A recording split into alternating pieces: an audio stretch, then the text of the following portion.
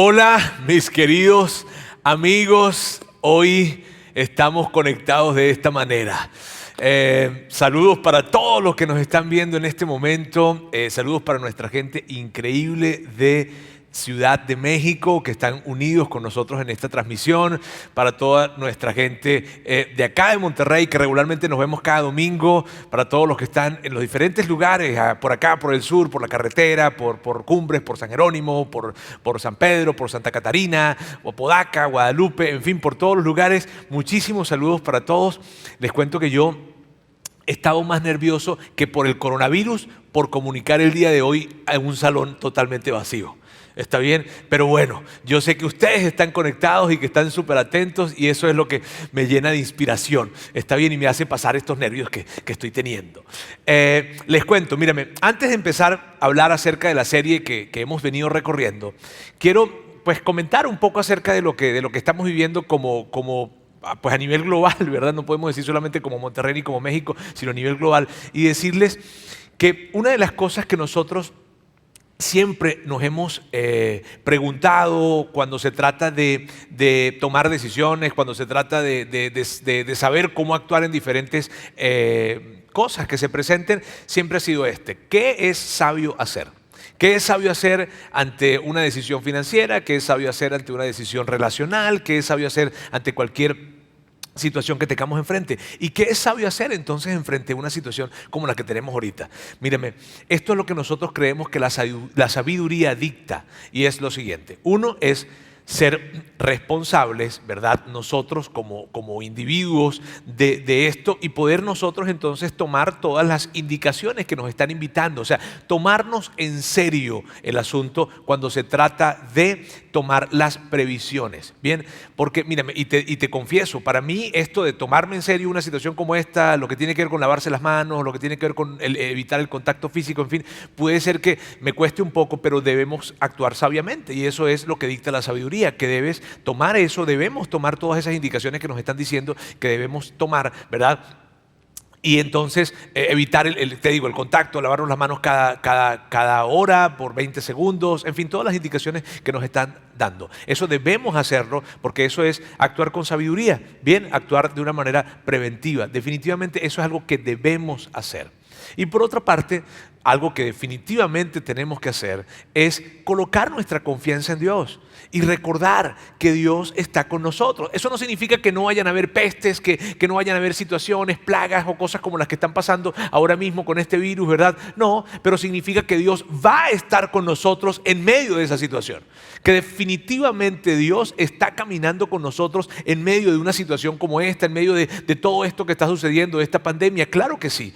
Y eso hace que nuestra oración entonces no sea, Dios mío, que no me alcance el coronavirus, que no llegue a mi familia o que no se trata de eso. Nuestra oración debe ser, yo sé que tú estás conmigo, Dios.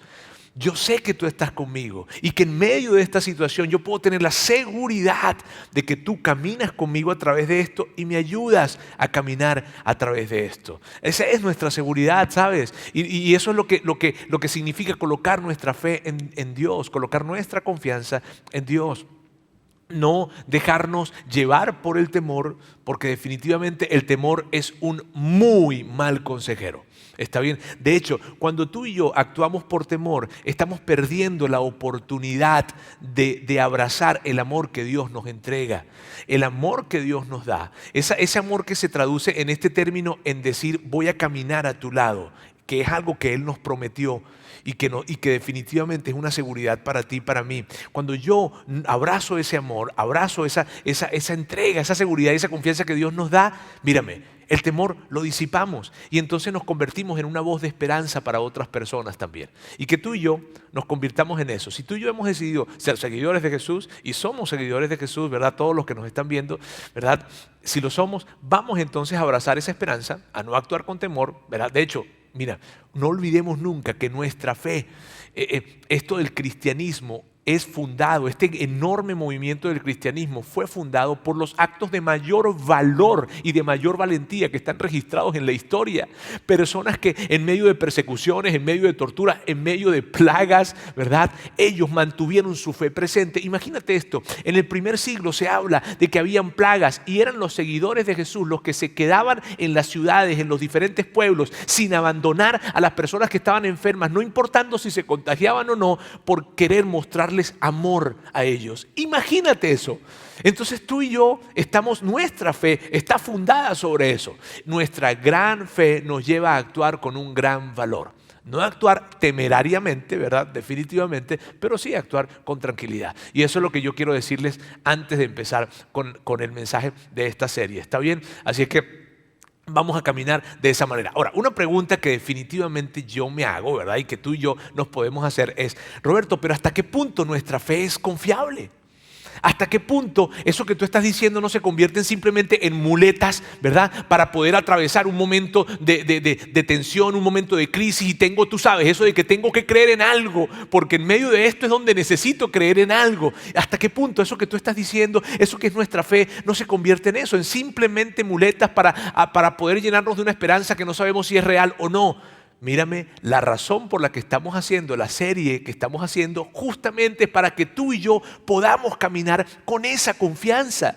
Porque mírame bien, el ser un seguidor de Jesús, cristiano, católico, el ser un seguidor de Jesús no significa que nosotros vamos a creer en Dios o creer en Jesús, porque es que en algo hay que creer, ¿sabes? Y en una situación como esta, imagínate, es donde más decimos, más necesitamos tener fe, ¿cierto? Yo diría que en cualquier situación, está bien, pero en medio de una situación como esta, ok, no se trata entonces de creer en creer o porque simplemente nuestros padres nos lo dijeron o porque sencillamente en nuestro país, acá en México, ¿verdad? Nosotros nacimos y crecimos escuchando esto de Dios y de Jesús, entonces terminamos creyendo porque sí. No se trata de eso. Esa serie justamente se trata de nosotros poder identificar que nuestra fe, nuestra esperanza es algo real, es de verdad. Y eso lo hemos visto a lo largo de un documento que escribió el apóstol Juan, que hoy en día se le conoce como el Evangelio de Juan, en donde él escribió, pero mira bien, él no escribió acerca de lo que él creía. Él no escribió acerca de su fe, él escribió acerca de lo que él vio. Y eso es lo que hace increíble este evangelio. Mírame bien, Juan escribiendo acerca de lo que él vio, de lo que él escuchó, de lo que él contempló y de lo que él inclusive tocó y palpó. Eso es espectacular. Y él llegó a la conclusión, Juan, hace 2000 años, él llegó a la conclusión, partiendo de lo que él había visto, de que Jesús era el Mesías, de que Jesús era el Cristo. Y mírame, eso es tan importante. ¿Por qué? Porque todo lo que entonces Jesús dijo es verdad. ¿Sabes? Basado en lo que Juan nos está diciendo. ¿Y sabes qué significa eso? Que Jesús nos dijo, les dijo en ese momento a los que estaban con él, y te dice a ti y me dice a mí lo siguiente. Él nos hizo una promesa, y la promesa fue esta: yo estaré con ustedes todos los días de su vida. O sea, esa es la promesa a la que nosotros nos aferramos cuando nosotros creemos realmente en que Jesús es el Hijo de Dios. Y lo creemos debido a esto que estamos viendo y que estamos leyendo a partir de esta serie. Juan habla que los discípulos vieron muchísimas señales. Ellos vieron muchísimas señales, pero Juan tomó algunas señales, solamente algunas, y las colocó, ¿verdad?, en este documento. Al colocarlas en este documento lo hizo con un propósito.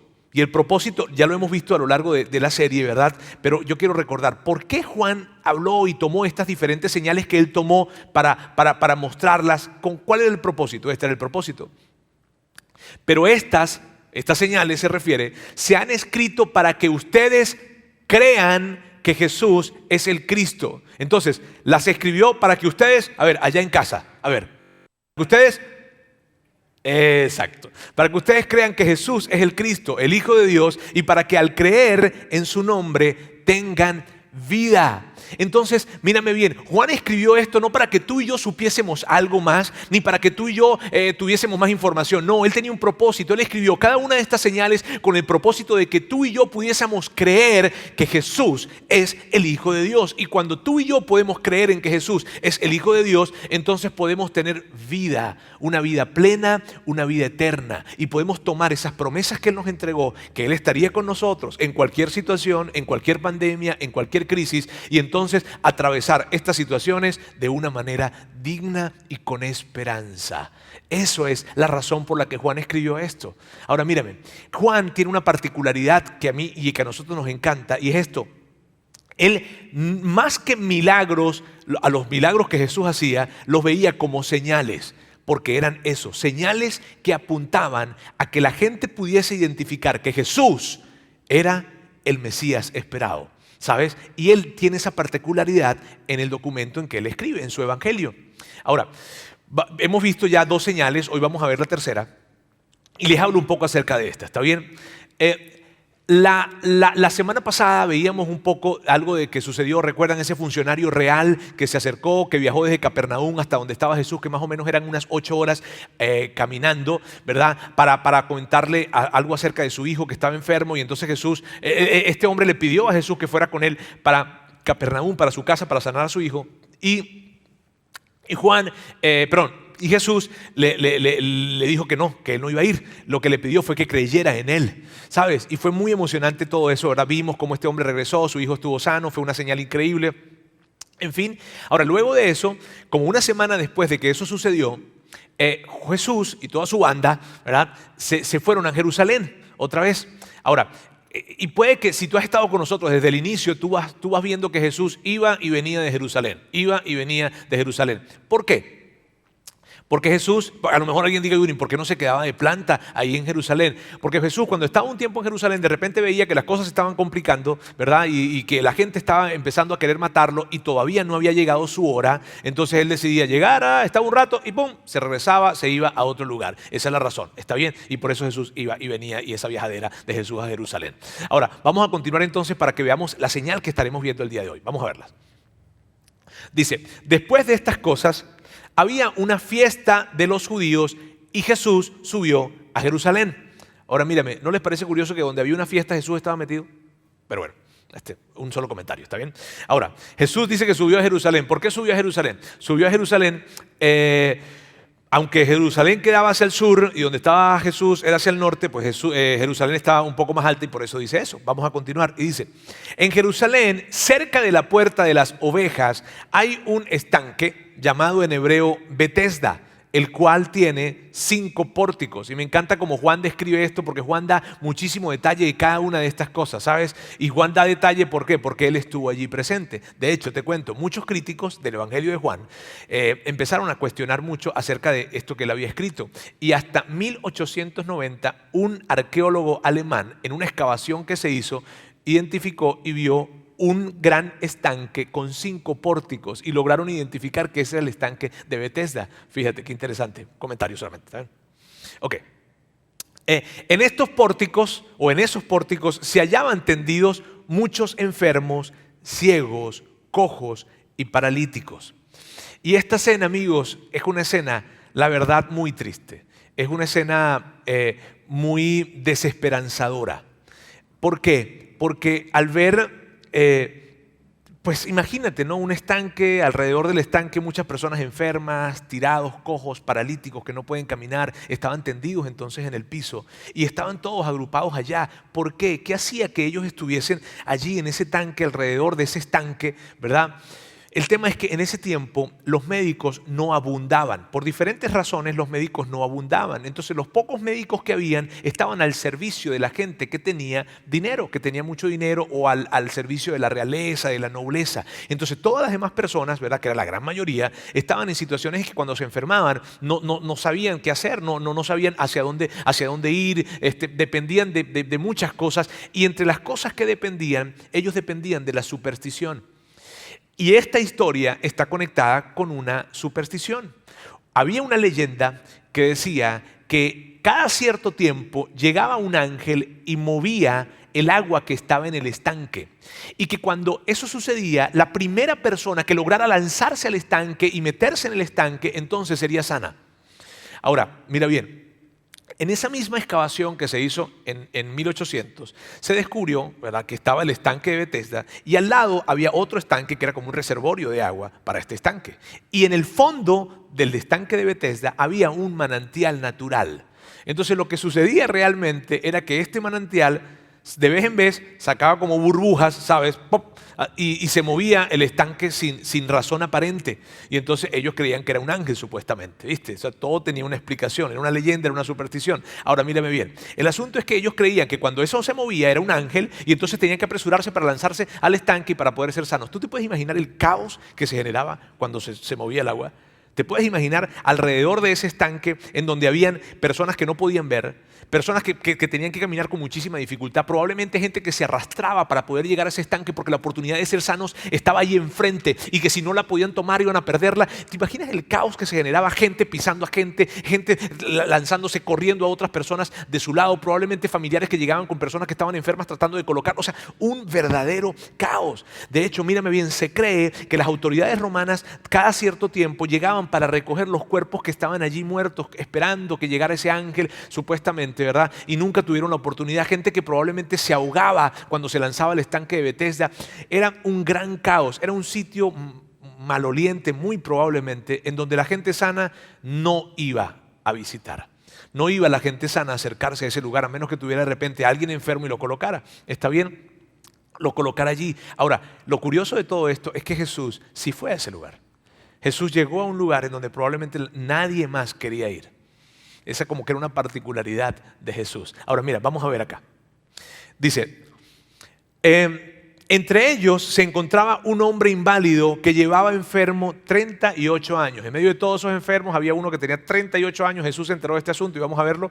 Dice, cuando Jesús lo vio allí, tirado en el suelo, y se enteró de que ya tenía mucho tiempo de estar así, lo que Jesús pensó fue esto: esta es una excelente oportunidad para hacer una señal.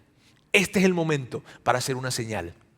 Entonces Jesús, que ve a este hombre que está allí inválido, no puede caminar, se acerca, se agacha para poder estar con él. Y entonces le hace una pregunta. Y mírame, la pregunta que le hace, yo sé que cuando tú veas la pregunta que le hizo Jesús, probablemente tú digas, a ver Jesús, ¿en serio le estás preguntando eso?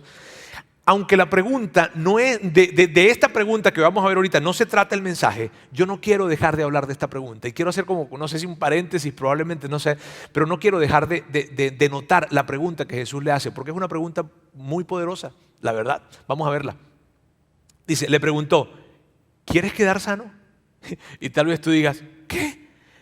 A ver Jesús, obvio, o sea, si Él está allí, ¿verdad? Es porque quiere ser sano. ¿Por qué le preguntas eso? Miren amigos, esa pregunta es tan, pero tan importante.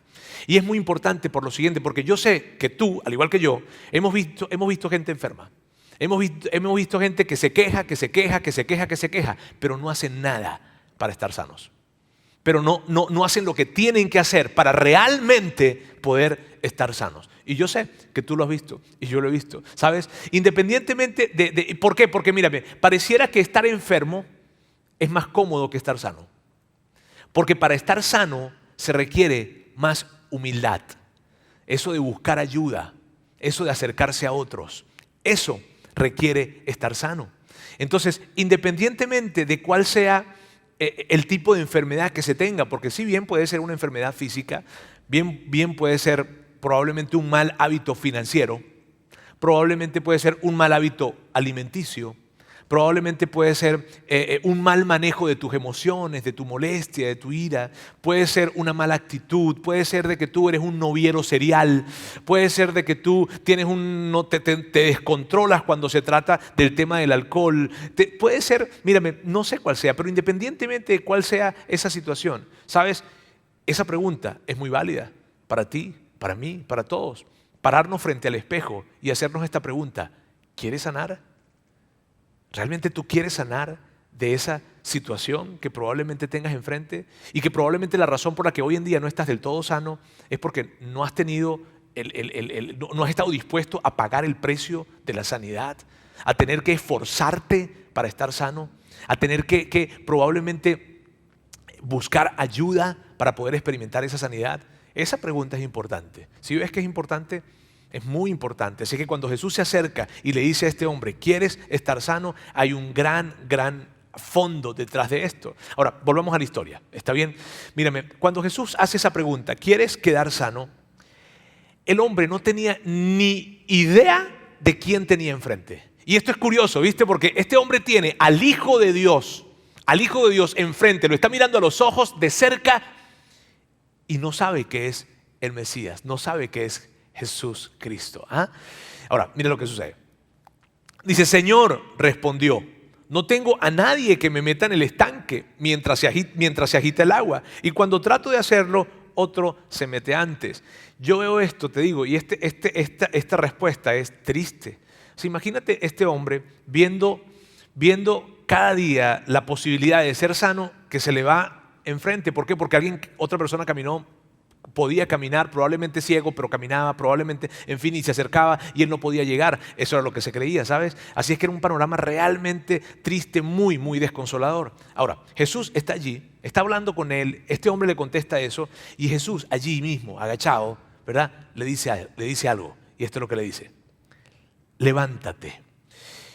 Y yo sé que esto puede generarte, tú sabes, híjole, una emoción porque Jesús está diciéndole a este hombre aquí, levántate, pero mírame bien. La razón por la que esto es una señal no es por esto, sino es por lo que le dijo después de eso. Y vamos a verlo. Recoge tu camilla y anda, le contestó Jesús. Ahora, Juan, que está allí, ¿verdad? Juan que estuvo allí, y él está, tú sabes, Juan está escribiendo toda esta historia, y Juan que estuvo allí, que vio qué fue lo que pasó, nos describe qué fue lo que pasó. Al instante, de una vez, inmediatamente, aquel hombre quedó sano, así que tomó su camilla y echó a andar. Y probablemente yo me imagino a este hombre que está allí, se levanta probablemente como que 38 años sin poder caminar. Imagínate, si a ti y a mí cuando nos levantamos de la cama a veces andamos como que... ¿verdad? O sea, imagínate ante una situación como esa, él se levanta, tiene 38 años sin poder caminar, está volviendo a caminar, de repente se voltea para buscar a Jesús y darle las gracias a Jesús. Pero más tarde en la historia nosotros sabemos que Jesús se escabulló entre la gente, entonces él no pudo darle las gracias a Jesús. Ahora, lo que Jesús había hecho allí, mírame bien, lo que Jesús había hecho allí es que es como si Jesús hubiese tomado un nido de avispas y lo hubiese agitado de esta forma. ¿Por qué dices eso, Roberto? Por esto. Pero ese día era sábado.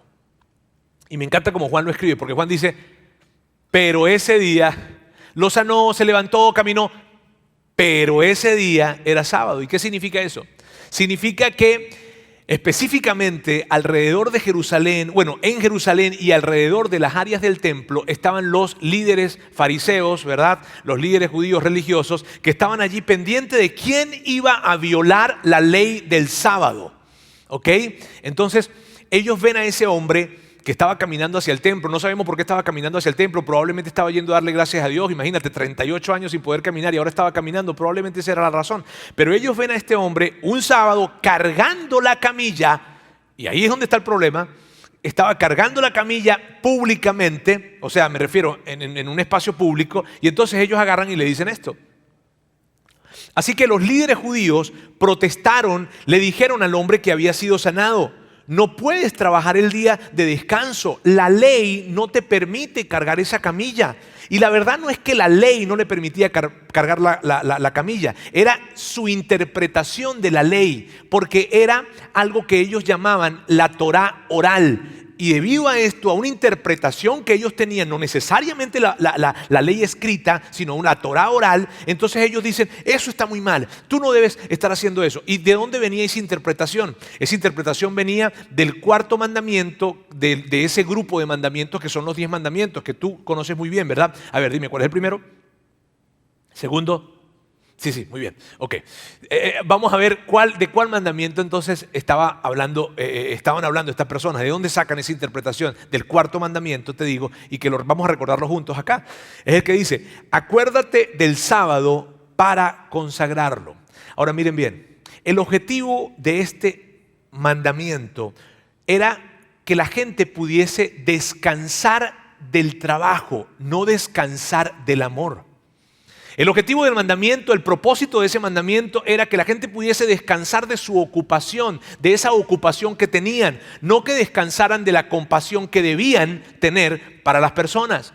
Pero esto que sucede con los fariseos, y mírame bien, tú vas a estar de acuerdo conmigo en esto, muy probablemente. Pero fíjate, esto que sucede con los fariseos, sucede con muchísimas personas. Cuando la gente, mírame bien, cuando la gente se olvida del por qué que está detrás del qué, eso es lo que sucede. Cuando la gente se olvida del por qué que está detrás del qué, entonces la ideología se hace más importante que las personas a las que sirve esa ideología. Cuando la gente se olvida del por qué detrás del qué, entonces la religión se hace más importante que las personas. El partido político se hace más importante que la gente a la que sirve ese partido político. Cuando nos olvidamos del por qué estaba escrito esto, y estamos más comprometidos entonces con el qué. Y de seguro que a ti te ha pasado, y a muchos de ustedes les ha pasado, que probablemente llegaron a un lugar cuando se trata de religión y entonces les señalaron, les acusaron, les hicieron sentir mal, les hicieron sentir pecadores de alguna forma. Y cuando eso, mírame, si a ti te sucedió en algún momento en el que tú llegaste y la religión lo que hizo fue, o alguien como yo, ¿ok?, que está como pastor, como sacerdote, en fin, en algún liderando de alguna manera un espacio de fe, ¿ok?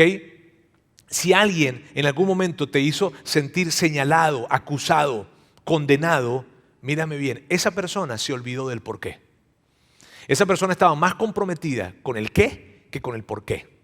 Porque cada vez que alguien se enfoca en el qué, esto es lo que dice, esto es lo que está escrito, esto, y se olvida de las personas, cada vez que alguien hace eso, mírame bien, está dañando lo que el qué traía. ¿Sabes? Probablemente lo has vivido, no sé, probablemente has sido víctima de eso, o probablemente has sido tú el que se ha olvidado de las personas, se ha olvidado del por qué. Y yo te digo, en algunos momentos eso me ha sucedido a mí. Esta situación en la que los fariseos estaban es más común de la que nosotros creemos. Ahora volvamos a la historia. Dice, hoy es sábado, no te está permitido cargar tu camilla.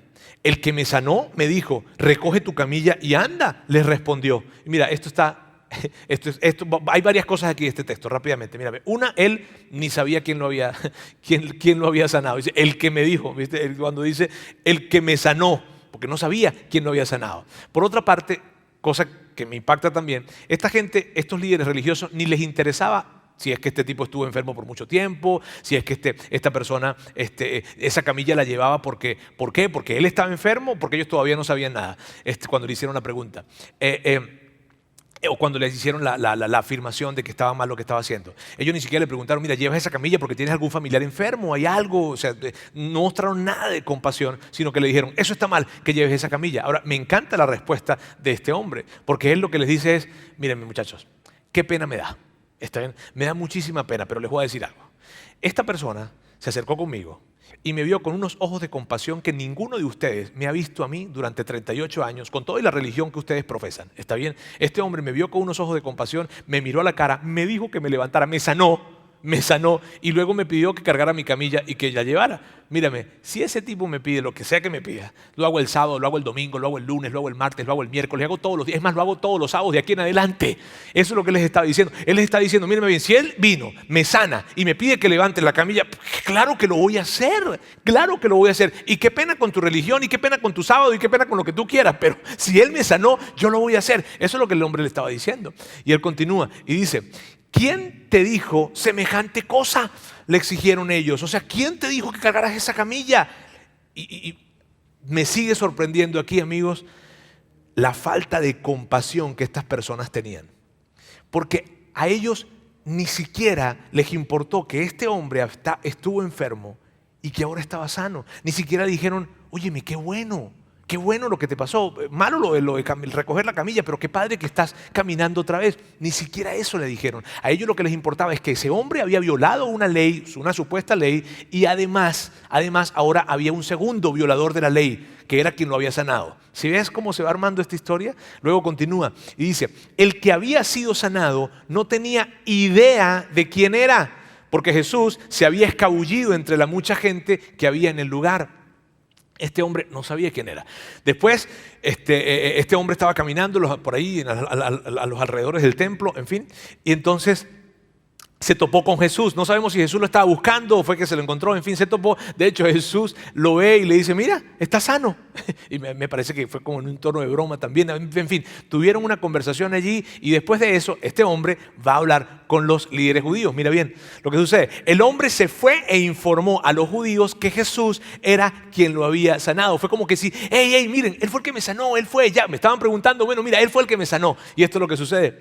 Entonces los líderes judíos comenzaron a acosar a Jesús por haber violado las reglas del día de descanso. Recuerda, estaba violando no la ley, sino la tradición oral. Ahora, cuando ellos están haciendo esto yo me imagino a Juan escribiendo esto. Mira, me imagino a Juan viéndolo allí en eso, recordando lo que pasó. Recordando lo que pasó. Cuando esos hombres llegaron y lo acosaron y le dijeron a Jesús, ¿cómo es posible que estés haciendo esto? Él le encantaba recordar la respuesta que Jesús dio. Porque esta fue la respuesta que Jesús dio. Jesús dice, pero Jesús le respondió, mi Padre aún hoy está trabajando y yo también trabajo.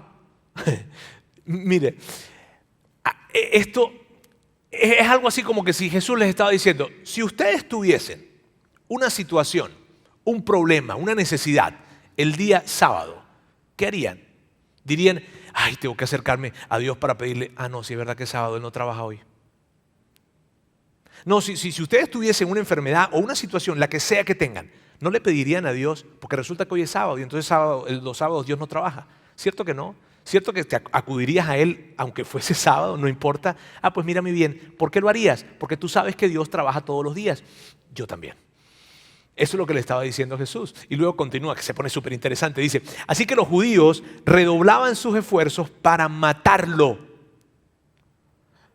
Pues no solo quebrantaba el sábado, sino que incluso llamaba a Dios su propio Padre, con lo que Él mismo se hacía igual a Dios.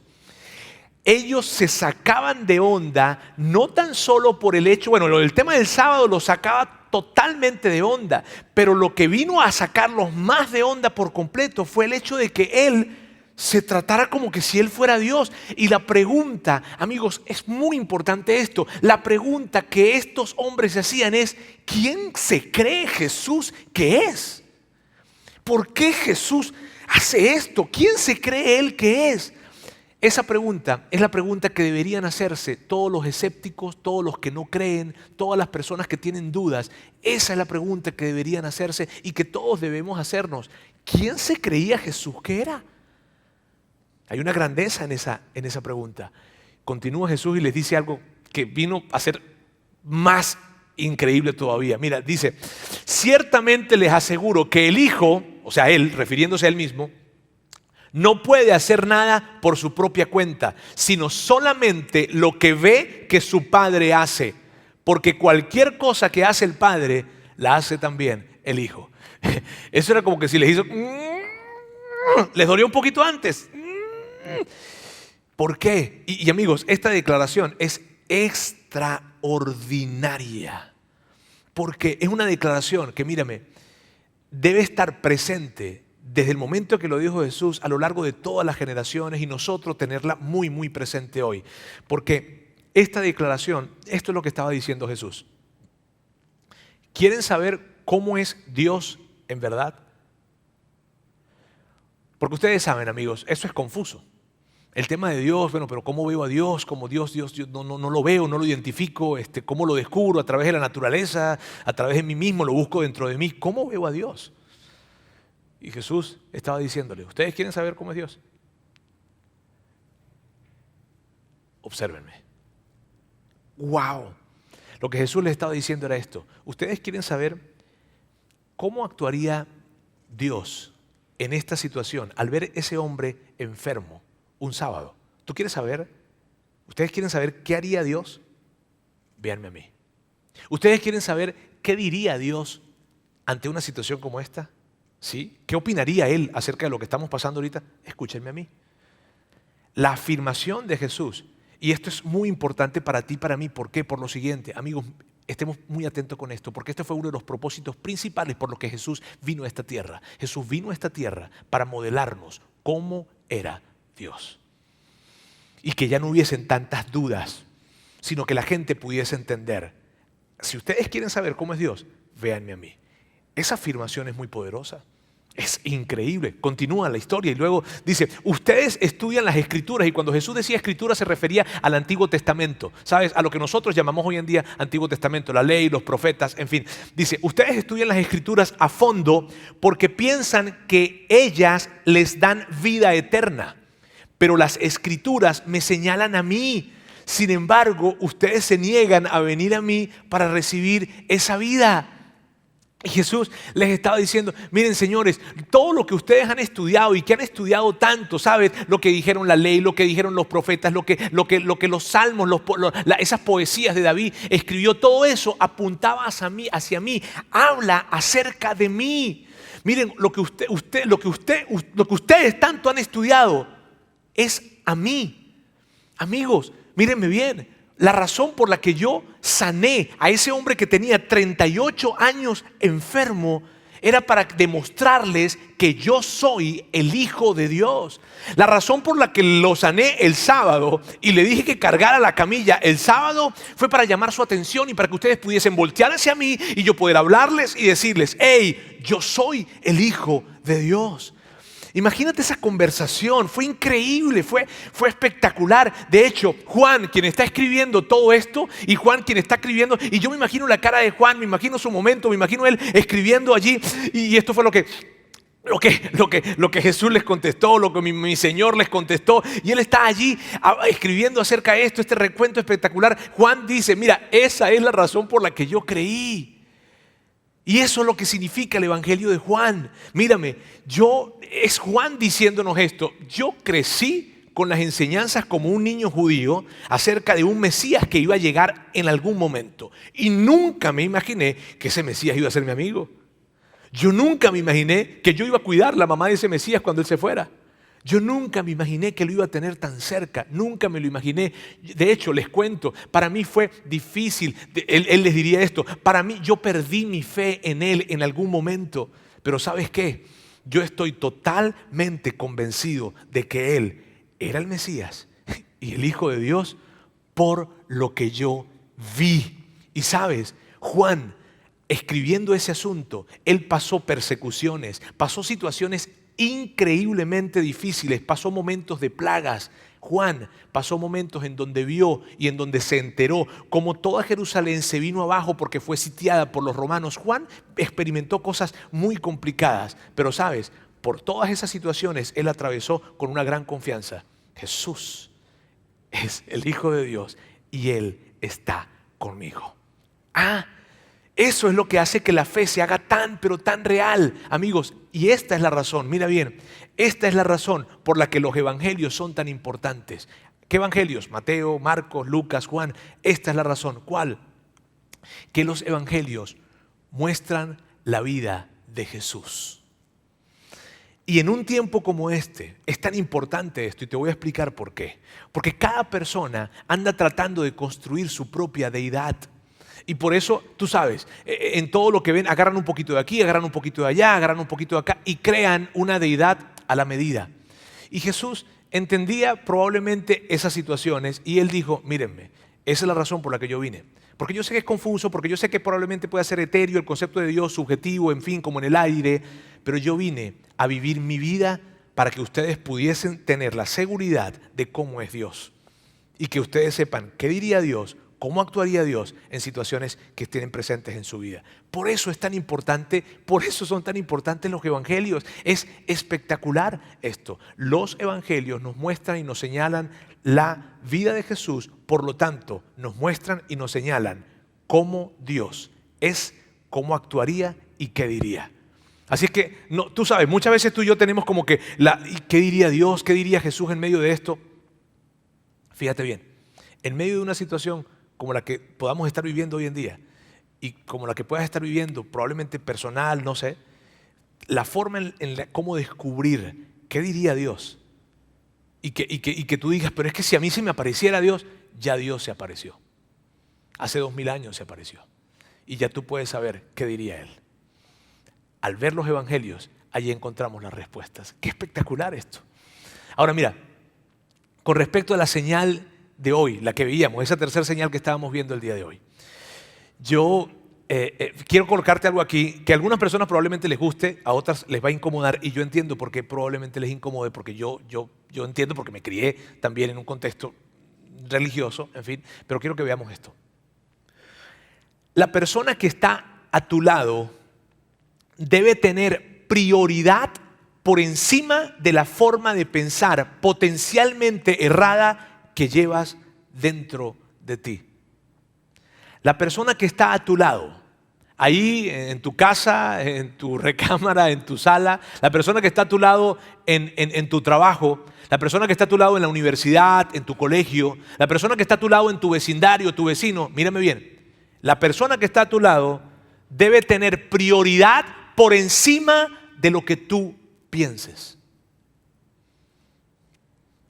La persona que está a tu lado debe ser más importante que lo que tú pienses. Y esto es tan clave, porque mírame bien, esta es la razón por la que muchas personas se acercan con nosotros algunas veces y nos dicen, ¿cuál es la política de ustedes con respecto a el concubinato, con respecto al adulterio, con respecto a la homosexualidad, en fin? Y nosotros siempre les decimos, no tenemos políticas, tenemos conversaciones. ¿Por qué? Porque las políticas separan, las políticas condenan, las políticas señalan, pero las conversaciones son una invitación a colocar a la persona encima de la política. Es increíble. Ahora, te lo quiero presentar con una pregunta. Y fíjate bien, si yo no puedo colocar a la persona que tengo a mi lado, sea quien sea, por encima de mi manera de pensar, de hecho te lo quiero hacer con esta pregunta. ¿Tu versión del cristianismo es un obstáculo para amar a las personas que Dios ama? ¿Tu versión del cristianismo es un obstáculo para amar a los alcohólicos, a los adúlteros, a los orgullosos, a los groseros, a los homosexuales? Tu versión del cristianismo te impide amar, inclusive priorizar a esas personas por encima de lo que tú piensas. Si tu versión del cristianismo te lo impide, con mucho respeto te digo esto, tu versión del cristianismo está equivocada. Porque Jesús, la versión de Jesús, que es la versión de Jesús es esta. Es la que coloca primero a las personas antes que a lo que yo piense. La versión de Jesús nos invita siempre a colocar a las personas como una prioridad, a colocar a las personas antes que las maneras en las que nosotros pensamos. La versión de Jesús es la que nos invita a vivir en un mundo sin culpa. Y dime si eso no es increíble, cuando tú puedes, independientemente de lo que tú hayas hecho, la versión de Jesús te llena de perdón, no de culpa, ni de condena, sino de perdón, de restauración, de nuevas oportunidades. La versión de Jesús te invita a que tú puedas comportarte de una manera diferente. ¿Por qué? No porque tú temes el castigo de Dios, no, sino porque tú respondes al amor de Jesús. Es una manera de responder al amor de Jesús. Mira bien, la versión de Jesús es la que te dice, en medio de una situación como una pandemia, puedes tener la seguridad de que yo voy a caminar contigo. Que no tienes que caminar con temor, que tú tienes la posibilidad de tener una vida plena y una vida eterna en medio de cualquier situación. Dime si esa versión no es irresistible. Dime si la versión de Jesús no se hace algo irresistible, verdaderamente irresistible, cuando nosotros podemos ver que en Él hay esperanza, cuando tú y yo podemos ver que en la versión de Jesús no hay condenación, no hay culpa, hay oportunidades, hay esperanza, vivir la vida con esperanza. Esa es la versión de Jesús. Entonces yo digo, Dios, tu versión, Jesús, es irresistible. Tú, Jesús, eres irresistible. Y esta serie es una gran invitación para todos los que están viéndonos en este momento para considerar, si acaso no lo has hecho, para considerar el hacer de Jesús tu Señor. Y yo sé que probablemente puedes estar en ese proceso. Y está bien, yo te pido por favor que no te vayas a desconectar de esta serie que nos ayuda a tener una fe real. Ahora mírame, yo ya quiero terminar y quiero hacerlo con una oración. ¿Está bien? Y una oración en donde tú y yo podemos unir nuestra fe por este tiempo en el que estamos viviendo. Darle gracias a Dios por la fe que nos ha dado, que es una fe real. Y que podamos orar por este tiempo en donde hay tanto tensión, temor, en fin. ¿Está bien? Y que tú y yo podamos hacerlo. Vamos a orar. Dios, quiero darte muchísimas gracias. Y en primera instancia quiero darte muchas gracias por regalarnos la posibilidad de ser parte de tu familia. Por esto de poder tener una vida plena y una vida eterna cuando creemos en ti Gracias porque tú pagaste el precio para que eso pudiese suceder. Gracias, Jesús. Gracias porque eso nos llena de total seguridad, de que no sabemos lo que vaya a pasar hoy, mañana ni pasado, pero lo que sí sabemos es que tenemos una eternidad segura en ti. ¡Wow! Gracias, Jesús, porque eso nos lleva a vivir de una forma diferente. Gracias por ese gran sacrificio que hiciste y gracias porque lo dejaste escrito, porque hombres registraron cada situación que tú hiciste para que hoy en día nosotros podamos ver todo lo que hiciste, esas señales que hiciste, y entonces poder estar seguros de que nuestra confianza está en un lugar seguro, está en ti. Gracias. Yo quiero pedirte, Dios, por nuestra nación. Quiero pedirte por México, Dios, por todo el mundo definitivamente, y especialmente por nuestra nación. Dios, ayúdanos para en este tiempo poder atravesar esta situación recurriendo a ti, y que todos puedan saber, que todos puedan saber que tú eres ese refugio seguro, que tú eres quien nos acompaña y quien recorre camino con nosotros y quien nos promete de que al final, todo va a estar bien. Esa es tu promesa para nosotros, porque esta vida no se trata solo de esta vida. Ayúdanos, Dios, para poder nosotros brindar esta esperanza a más personas y que más personas puedan encontrarse y refugiarse en ti y que no estén atrapados por el temor o por el pánico. Ese es nuestro deseo, ese es nuestra gran oración, y pedirte, Dios, por todas estas personas que probablemente están en un cuadro de enfermedad y que estés tú con ellos trayendo esperanza, que de alguna manera ellos puedan escuchar de alguien de que tú estás con ellos, Dios, y que tú nos vas a ayudar a atravesar por este tiempo. Así es, y será esta una historia que nosotros podremos contar el día de mañana. Así es que te doy muchísimas gracias, Jesús, y gracias por esta gente maravillosa que estuvo conectada con nosotros en diferentes lugares, en Ciudad de México, en Monterrey, en todos los lugares en donde estuvieron conectados. Gracias te damos. En el nombre de Jesús. Amén.